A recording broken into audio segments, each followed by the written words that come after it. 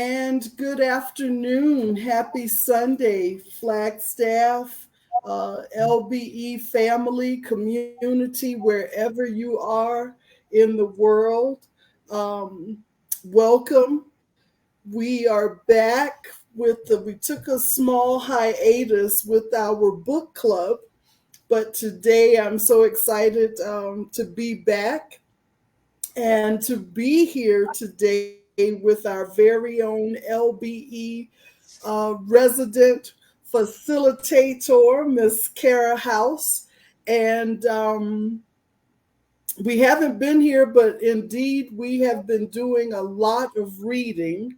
And I'm very excited that today we're going to cover a classic, and that being I Know Why the Caged Bird Sings. And then I think we're also going to cover uh, another title that I'm going to let Sister Kara reveal to us. And it is very interesting how the two tie together. How are you, Sister Kara? I'm well. I'm doing really well. Good, good. Well, I'm excited for today's discussion, and as always with the book club, we want to mention how pleased we are to be partnered with the Bright Side Bookshop right here in downtown Flagstaff, and we thank them. They're carrying all of the titles that we have covered and will continue to cover in our LBE Book Club. But I am excited. I'm always excited about our LBE live streams, but today I'm excited about I Know Why the Caged Bird Sings, um, sister, doctor, mentor, um, motivator, influencer. Um, Although her physical presence is no longer with us, Dr. Maya Angelou, she is still leading and guiding us. And this is a interesting coming of age story. Um, and so I'm always excited to talk about it. And this book is always so timely because it covers racism and trauma, which unfortunately is always relevant. Um, and so that I think that's why we can always go back and read the book and come away with some new knowledge and new perspective. How many times have you read I Know Why the Caged Bird Sings? Well, this was, I want to say my second read, or at least my second read, but I think it was maybe my first time reading the whole thing. And that's a kind of story in and of itself. When I was reading it initially, I was probably the same age as the character of Maya in the work, around 10, 11, 12 years old. And I remember having the conversation with my parents, especially my mom, at one point deciding this might be too mature for for you right now, and so Oh, switching to a different autobiography of Dr. Angelou, and then really focusing in on her poetry and coming back to it in bits and pieces with school and different places where we were enabled to read it. I'll say it was never the full text that we looked at. It was usually one or two sections or a couple of chapters, but there seemed to be this tendency to kind of pull away from really examining the full work. And in looking at it, I think that's a really powerful decision that gets made in education systems today because of her big focus on the power of words and story and yeah. the community sense that gets developed by examining the life of one young girl, um, as she's speaking for the entire Black community, which is Exactly. part of what I'll get into in breaking it down and talking about it. But yeah, I was very excited to get a chance to go back and read it very much more in depth than I have in the past.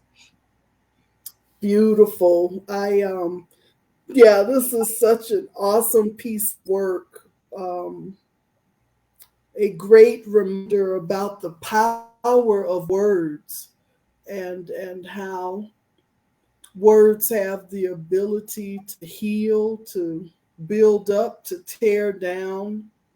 Um, and we experience all of this um, in this story, in this autobiography that to me is just a genius piece of work, an autobiography that is also one of the greatest literary pieces of work, I think, coming from a woman of African descent. So anyway, I'm excited to hear what you have to say. And so with that being said, the platform is all yours. Please take us away. Well, thank you. Well, it's my pleasure to be joining and speaking with you all about I Know Why the Caged Bird Sings. 2020 was actually the 50th anniversary of I Know Why the Caged Bird Sings, which makes it a really timely work for us to be talking about now. Prior to writing the book, Dr. Angelou was known probably primarily as or through her role as a poet, but also enjoyed just a number of careers from composer to singer, actor, pimp, prostitute, civil rights worker, dancer, educator, and everything in between. She was a woman of firsts in so much of what she did. And a woman who was unashamed of the many paths that she took to the success that she eventually saw and the work that she was eventually able to do. The writing of Caged Bird actually came in the tragic wake of the assassination of Dr. Martin Luther King Jr., whose speaking in 1960, Dr. Angelou actually credited for her active entry into the civil rights movement. It was after his assassination and the months of kind of depression for her that stemmed from that her friend James Baldwin invited her to a dinner party. And at that dinner party, they were changing and exchanging childhood stories and stories of how they grew up.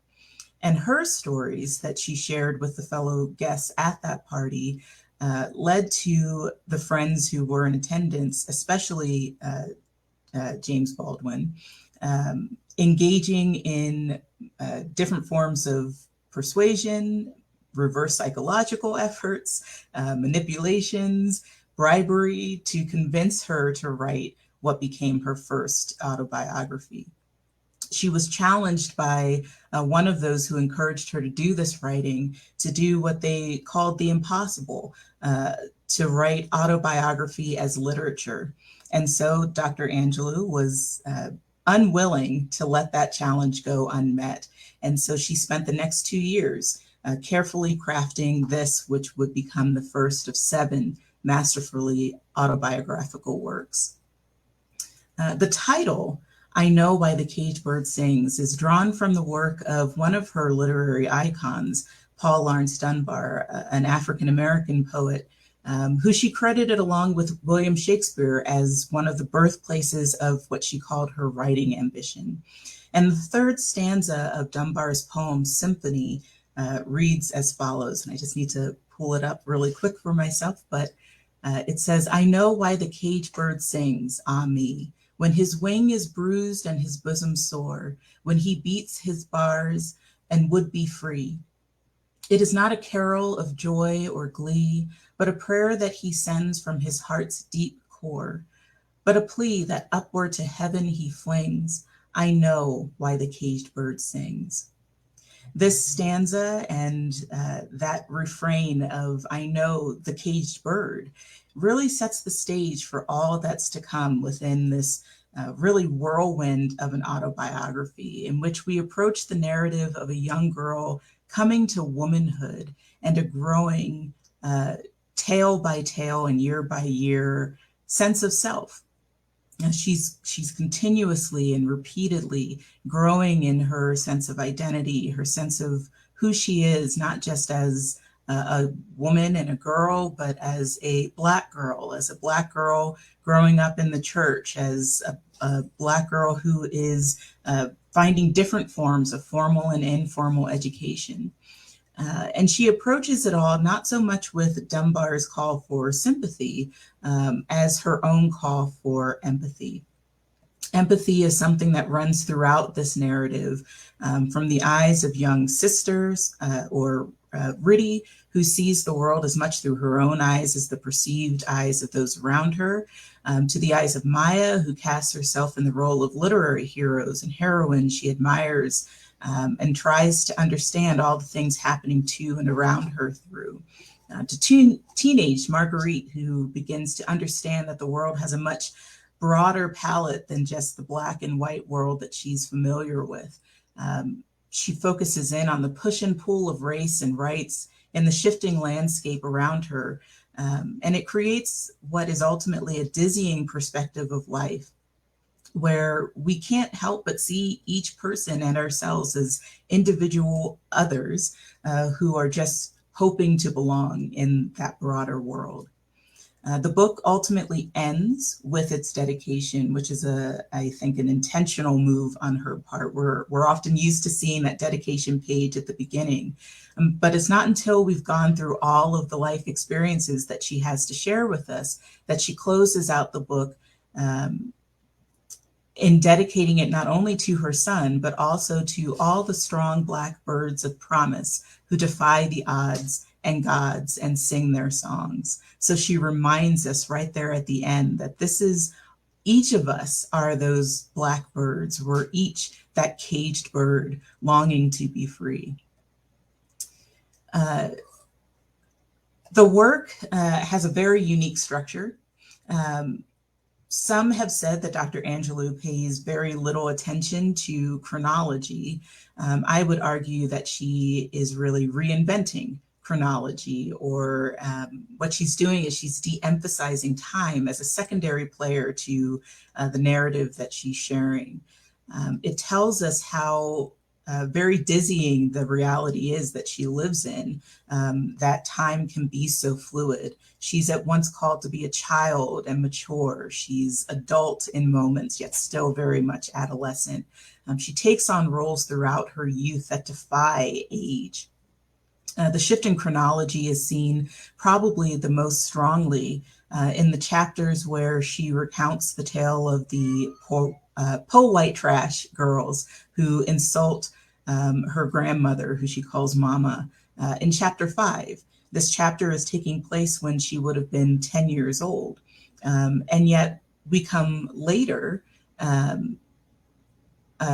7 chapters later, actually, to the narrative of her rape and the sexual assault that she endures.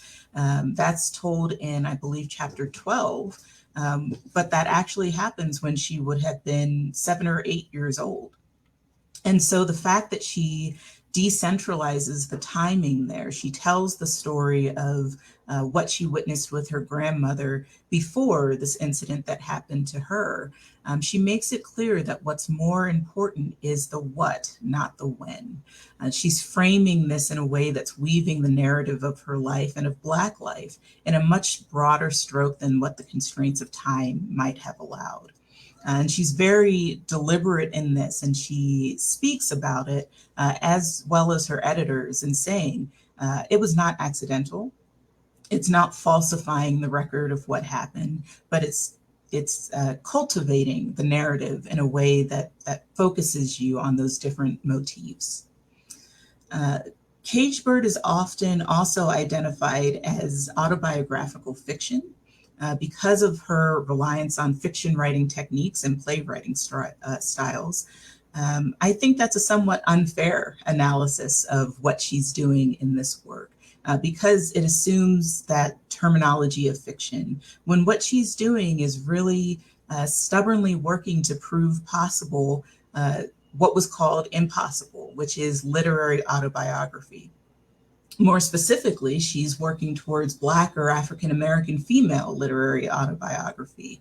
Her works comes at the interaction and intersection and defiance of genre traditions in a way that would go on to shape and reshape the autobiographical form. This work is really considered a starting place for the Black female autobiography. And she maintains Black autobiographical traditions like those that we see in the autobiography of Frederick Douglass, by sharing her truth while simultaneously crafting herself as a symbolic character representative of the whole of Black experience. There's actually a quote in an interview that she did in, I believe, 1990, where she says, I use the I, meaning every time I say I'm meaning we. I'm speaking as one, but I'm speaking for the whole. To go into the themes of Caged Bird, the first of them is race. Race is a central focus in this work. It runs throughout it. It's obviously very central to her identity. And in a sense, Dr. Angelou is really writing a love letter or a romance to the Black race through the lens of her childhood. Like any love, it's not perfect. It's not without its ups and downs, but it still is something that she is painting as very beautiful. She reflects throughout the work on the struggle to survive as a Black person in America, as a Negro in the South, as an advanced but still downtrodden African American to the West. Migration in this work is used as a means of traveling through racial identity. In the South, the divide is painfully clear. You have the train tracks, but you also have the distinct lines that are drawn between where Blacks are welcome and where they are very much not. In the West, you see it symbolized and told through the lens of the fog and travels along trolley lines and borders and traveling from San Francisco to Mexico. And she's pointing out there that the lines may be hazy or blurred, but they are still very much present.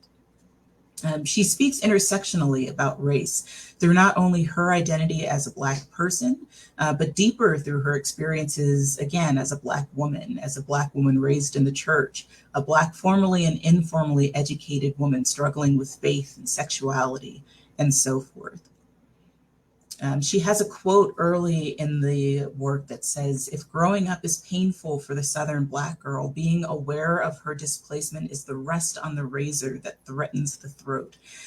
It's a beautiful quote, and it's one that instantly draws powerful images to mind and tells us that she is struggling in this sense of who she is and where she belongs in the world. She goes on to talk about the images that were shared within the church settings and revival tent meetings of the thought among her fellow Black people in the South. The mean white folks was going to get their comeuppance. Wasn't that what the minister said? And wasn't he quoting from the words of God himself? They had been refreshed with the hope of revenge and the promise of justice. And it's this sense that racial identity is finding itself in all of these different aspects of life, from church to work to recreation and all of these different things where she's seeing this identity grow and be shaped.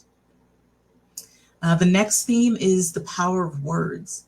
There are quotes throughout Caged Bird that draw our focus to the important messages and become Dr. Angelou's own form of what she refers to in the work as mother wit. With her return to speech following the powerful recollection of her sexual assault and years of silence, I believe she was driven to be silent for about 5 years. And it was out of the fear of the power of her own words. But she's told by her teacher, Miss Flowers, words mean more than what is set down on paper. It takes the human voice to infuse them with the shades of deeper meaning. And much of Caged Bird is really focused on this, on the powerful inflections and in many ways, the magic of particularly Black words and language.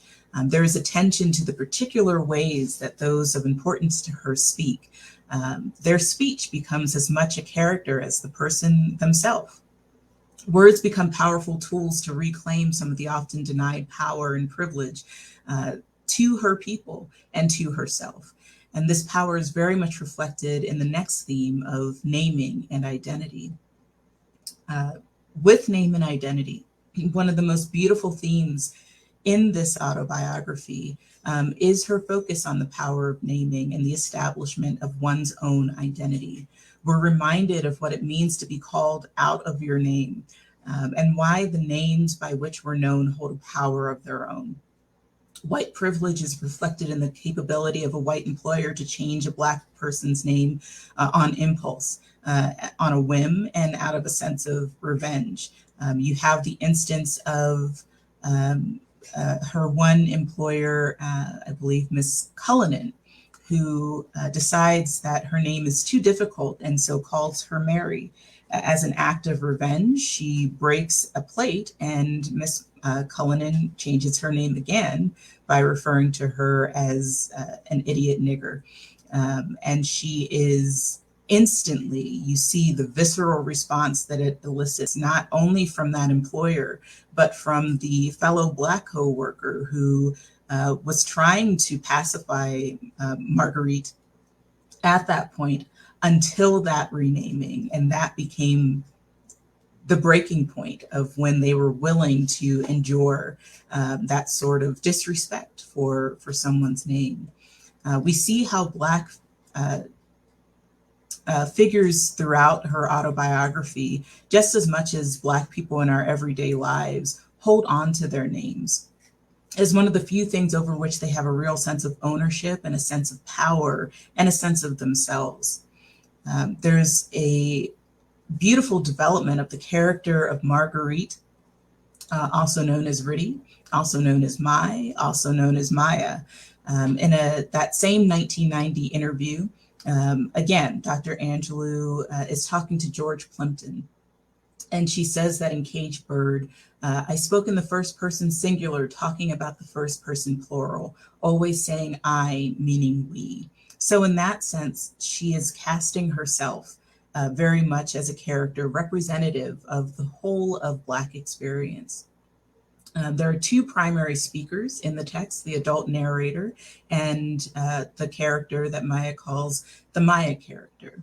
Her own name shifts throughout her narrative are given different categorizations by the level of respect, familiarity, affection, and distance, respective to those who address her.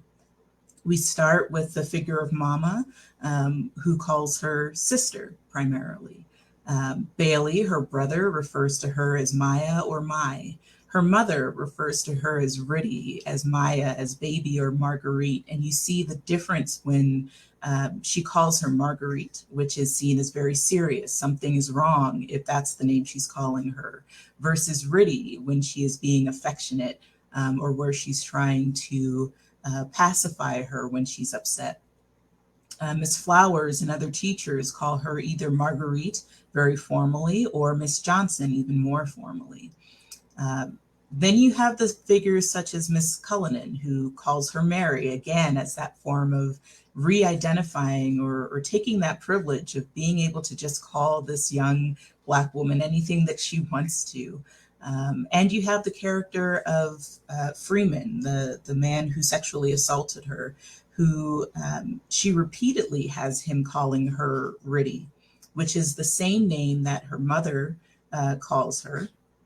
But it takes on a very sinister tone in the way he does it. It reflects that he knows this is a child that he's doing this to. And it reflects that he's leveraging that as a form of hostility and continued abuse, and telling her, Riddy, if you ever tell anyone, I'll kill your brother. So it becomes this very powerful use of name as a form of power over other people. Finally, we come to the theme of awareness and empathy. This is reflected as not just awareness, empathy, also consciousness, and that carry through call for empathy for those who we would call other. I was really stricken by the narrative of Black people, including Marguerite's own family, that moved into the area of San Francisco that was previously occupied and belonged to the Japanese inhabitants. There is very clearly at once an awareness of the racial divide and what is called an unconscious disregard for what is ultimately almost profiting off of the racial prejudice inflicted on the Japanese as others. The Japanese were seen as not white and also not Black. And so she says they were able to go without having to be considered at all. As I said at the start, Dr. Angelou is powerfully and unromantically demanding that we see each person and ourselves as individual others, just hoping to belong, trying to find ourselves and each other in a world that sets us at odds or denies us that right to our own place. And ultimately, that's the place where she comes to at the end, as she is really focusing in on who she is, who she has defined and redefined herself to be, the choices that she makes that give her her own sense of power, even though they also, they give and they take power away from her in those different forms. We are drawn into this narrative as not only her own story, but the story of Black people altogether. Her story is our story. Her struggles are all of our struggles. Her sense of finding herself is something that she hopes that we all are able to find. And that brings us to the end of Caged Bird. What is really beautiful in the two works that we're looking at today is that we see the power of place, the power of peoples, and the idea of collective truth. And it's a really interesting connection between this work and the other work that we're talking about today, Walter Mosley's Devil in a Blue Dress. I'm going to spend a lot less time talking about this work, but what I think is really important in focusing on the connection is that Mosley speaks in the introduction to one of the anniversary editions of Devil in a Blue Dress about the symbolic use of place as a means of establishing identity. He says that when it comes to the character of Easy, the detective in this novel, he is migrating and speaks at different points of his migration from the American South to San Francisco, which is actually where Marguerite finds herself. And in that transition and in that movement, there's a sense of identity. There's a sense of redefining oneself in their different roles. There's a sense of the equal migration of racial prejudice that both authors are focusing on in different ways as their characters are navigating through their lives and through their experiences. So very powerful connections, very engaging narratives, one fiction, one autobiographical, but both very much connected in that theme of identity, of shaping Black identity in America, and in traversing what is ultimately a very large cage for the caged bird of the Black people. So that's it for my evaluation and analysis. I'm happy to take any questions that we might have from the audience or any thoughts. Ms. Bernadine, I'm happy to bring you back and have you engage. Well, thank you. Wow. You know, I'm on where we are today, um, from 1969, what do you think Dr. Angelou would, how would she write about racism now, 2021? Yeah,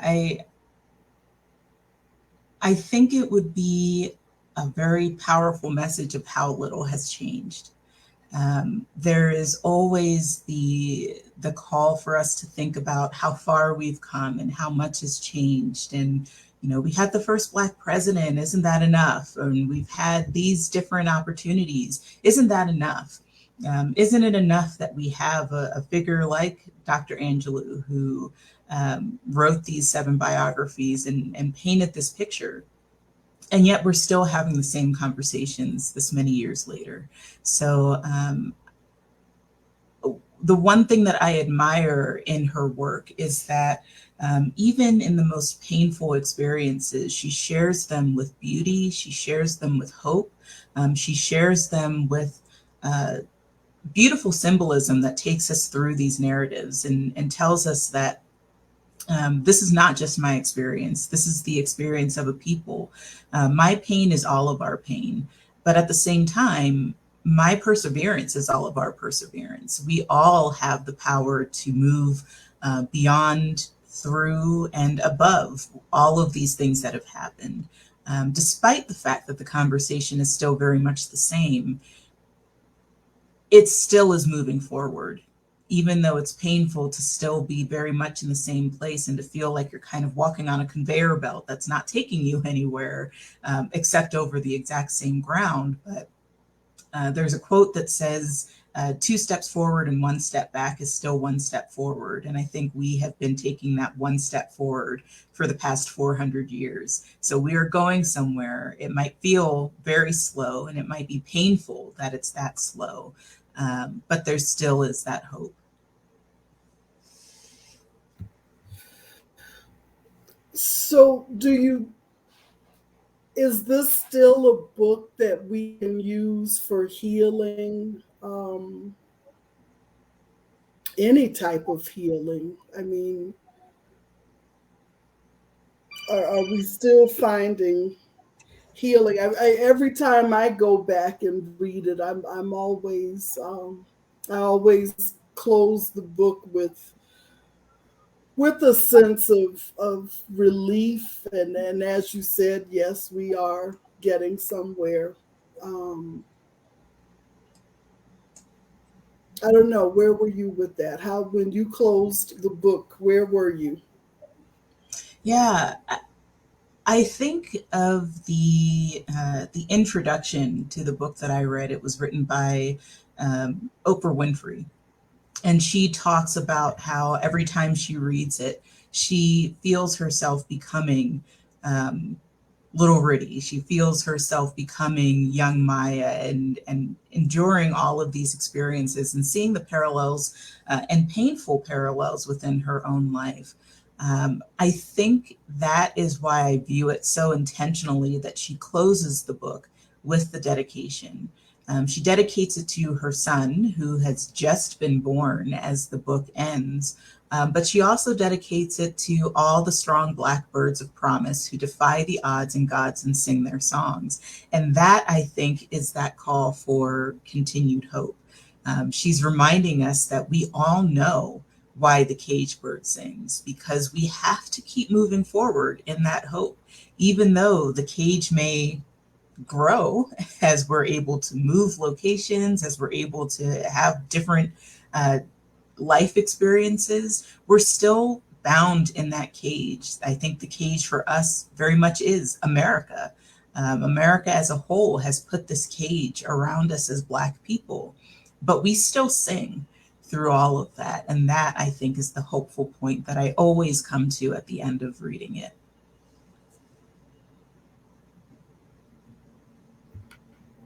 Yeah, so she still is keeping us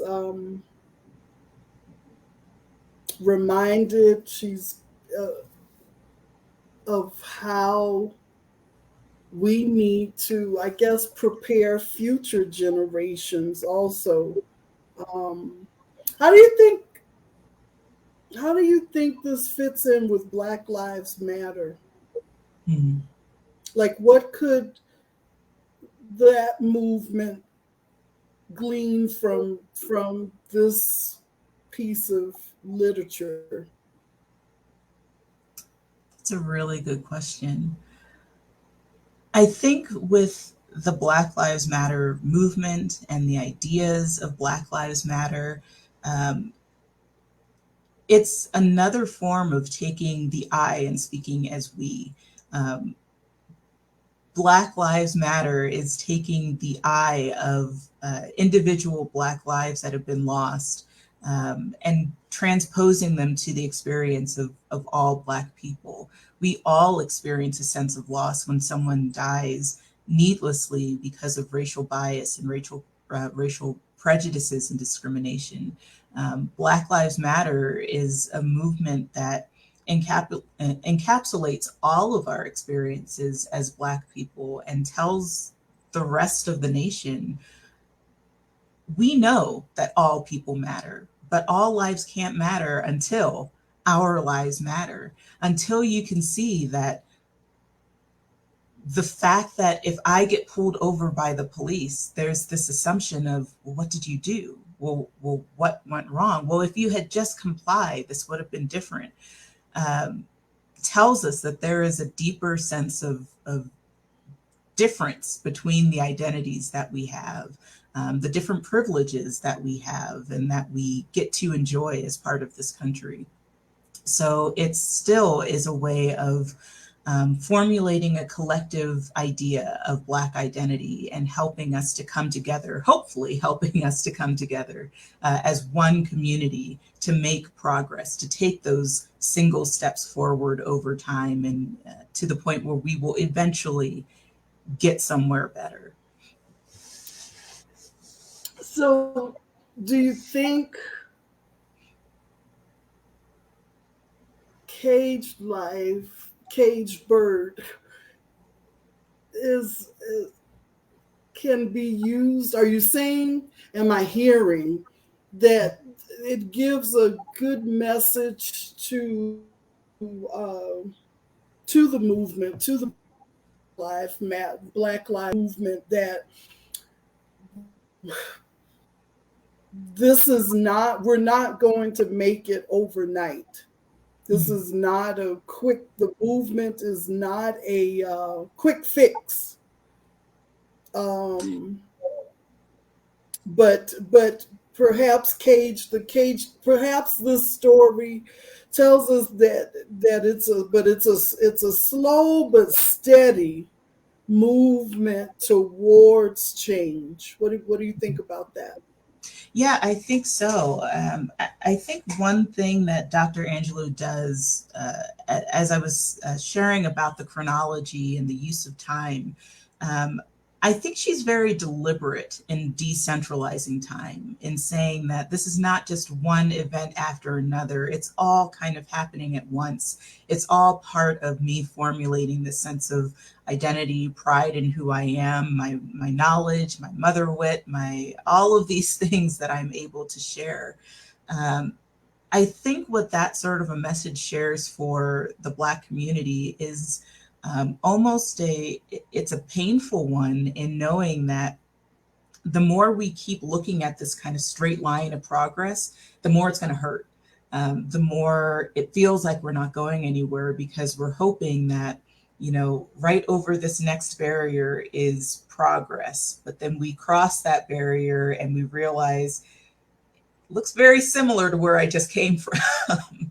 um, if we instead look at it as a collective, we come out with a stronger sense of progress. Um, we might have taken 2 steps forward and 1 step back in a linear progression, but we're still making moves and we're still seeing change.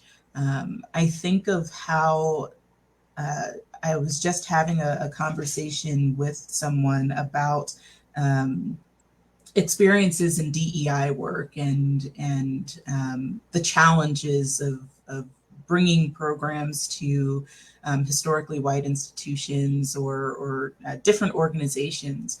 And as I was sharing some of the work that I was doing, this person shared that she felt conflicted because at once she felt the hope of there's someone now who is doing the same work that I was doing then. There's someone in the upcoming generations, and there are people in upcoming generations who see the importance of continuing all of this.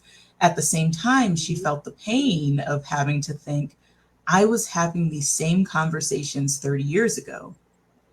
And here we are now having the same conversations. Have we really gotten anywhere? Has my work meant anything? And for me, the answer is absolutely yes, that work means something very essential, because the fact that your work inspired me to keep doing this work, the fact that my work might inspire someone 20, 30 years from now to keep doing this work, means that change is happening, even though we might not see it. I think that's a constant theme in Black culture, Black spirituals, and reconnecting to that image of the ancient Israelites wandering in the desert for 40 years. I might not see the promised land, but Absolutely. I know for a fact somebody is getting there.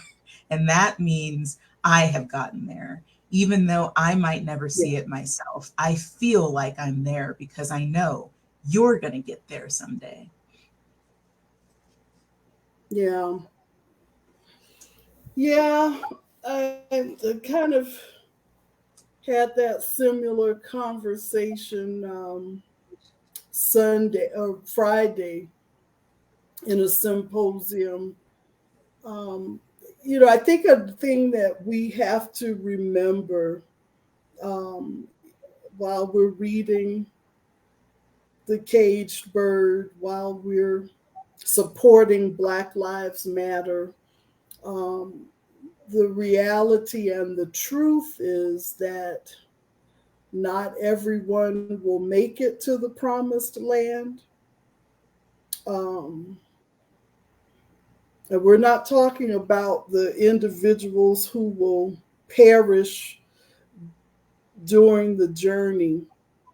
Um, I'm talking about those who will just fall out and say, Mhm. that's it, I'm just turning around and going back.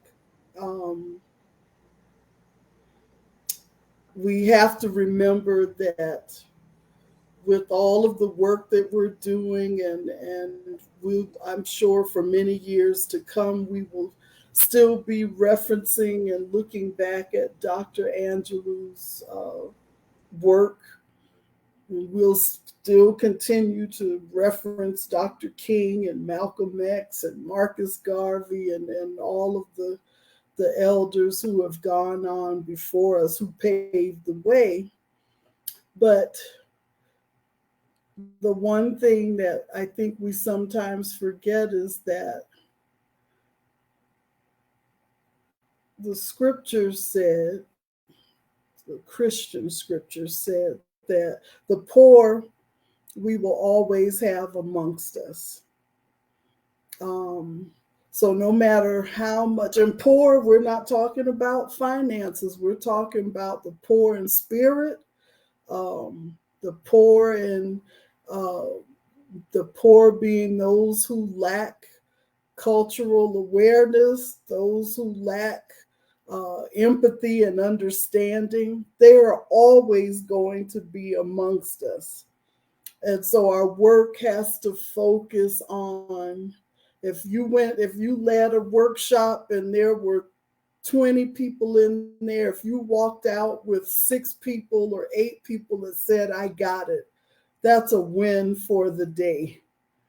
Your work was worthwhile. And so looking forward is what we have to continue to do. You cannot look back, and it doesn't matter, you can't keep count. Oh, there's still 14, 15 out there that need to get this. Stay focused on the work. Stay focused on the healing.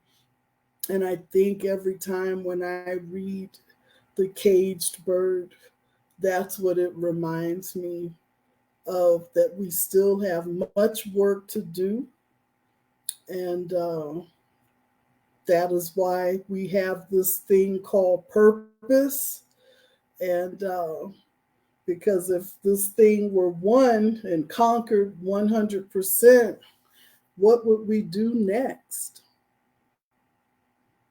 So, with that, I say, keep doing your good work, Sister Khara. It's not in vain, not in vain. And I think that's what The Caged Bird, I know for me, that's what it reminds me of. Absolutely.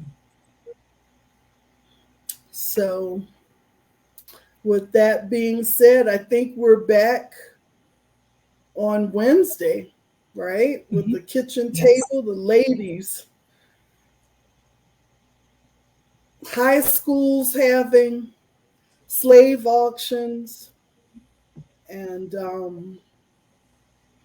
challenges being made to slap teachers, and our Aishan, I say Aishan, uh, brothers and sisters at the border, and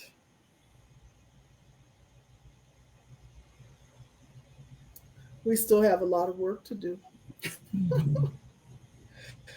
Which this is a good reason to keep us at the table, to we all bring in a different perspective, and it helps us to cope. We have these kitchen tables so that we can better cope, and support one another, and solve the world's problems. All you got to do is get a bunch of women together, and we can take care of it in an hour. Yeah. I enjoyed your cover today. And do you know what books we'll be back with next month to talk about? Oh, I do not have the list in front of me, but I will find them and I will post them in the comments. Great. Well, for sure, that just lets everyone know we will be back. And we thank everyone. I thank you, Sister Khara, for taking us through this discussion today, and for being willing to go back and read, and because sometimes personally, and I didn't want to put you out on the spot personally, but I know Caged Bird also can bring up some personal things too. And so thank you for being willing to go and read and take us through this discussion, and to remind us that we still have a lot to expect. I prefer to use the word expect as opposed to hope. I expect that we will continue to do the work. I expect that for every good work, for every good deed that we do towards bringing our people into freedom and liberation, that we will all experience that in one way or another. That is what I expect. Yes. Oh, so I see that we're reading Cast, ooh, which is one of my favorites. I'm reading it for the sixth time now. Um, so I'll be looking forward. And we're doing the Underground Railroad, which is a fiction. Also, I'll be excited to be a part of that conversation next month. Yeah, both of those are phenomenal books and not easy ones either, but very important. Absolutely important. Yeah, absolutely. All right. Well, with that being said, Any closing words for us? Not much except go forth expectantly. I think that's the important message from the books that we have coming up, the books that we just talked about today, and all the books that we've been studying and the conversations we've been having is, yeah, go forth expectantly. That's it. And to keep our expectations high, aim Mhm. high. Dr. Benjamin E. Mays, founder of Morehouse College, that's what he would drive into students, aim high. And so that is what we should do. Again, as we close, thank you, Bright Side Books, located in downtown Flagstaff. If you cannot get there in person, you can call or email them. They will deliver the books to you. They're still offering curbside service. So thank you, Bright Side Books. Thank you, Sister Khara House, my baby queen. Thank you, LBE community, wherever you are. We appreciate each and every one of you. And we'll see you back on Wednesday with Kitchen Table Talk. Until then, go in grace.